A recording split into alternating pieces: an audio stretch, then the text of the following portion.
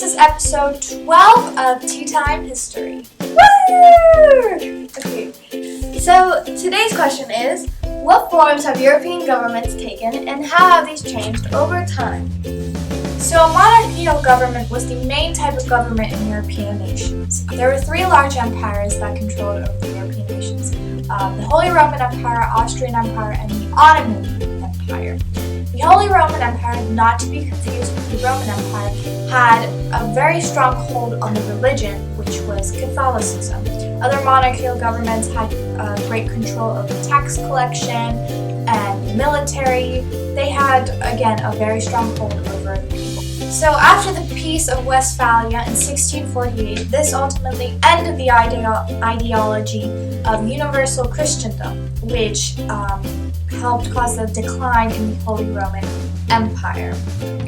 So now there was the ability for other leaders to kind of step in and help out with political issues. So as this kind of increased, as the empires decreased, the monarchy kind of ended up as a pretty face to the people instead of actually being involved in the political issues. A perfect example is over in the West, they created a parliament, and they had a capitalist economy and a machine industry. And that was ultimately due to the Industrial Revolution. Even though the Industrial Revolution brought upon economical and technological growth, it also led to rapid urban growth. And, it might seem that might be a good thing because there would be more workers for factories, but in reality, these cities were overcrowded and unhealthy. City populations doubled and tripled over time across Europe. And, it was mostly the working class living in these really horrible conditions. And they didn't have a voice in parliament just because, they were poor and they didn't have status within society other than being a worker, a laborer. The British government had always been more towards the industrial leaders and upper class. They took away tariffs, which are taxes, and took away Navigation Act, which basically allowed them to trade with other colonies now and other nations. In 1830, this kind of changed whenever the Whigs came into power. They passed this Reform Bill in 1832, and the Reform Bill basically redistributed the seats within the House of Commons. And more people from industrial cities had seats. That meant that more middle-class men got votes, and they could vote. This ultimately led to two political parties that rose up, which were the Liberals and the Conservative parties. They alternated powers throughout this time period up until the First World War, and this enacted new reforms within the government. The government became more of a regulatory state, which meant that they took on more responsibilities to regulate areas within their nation.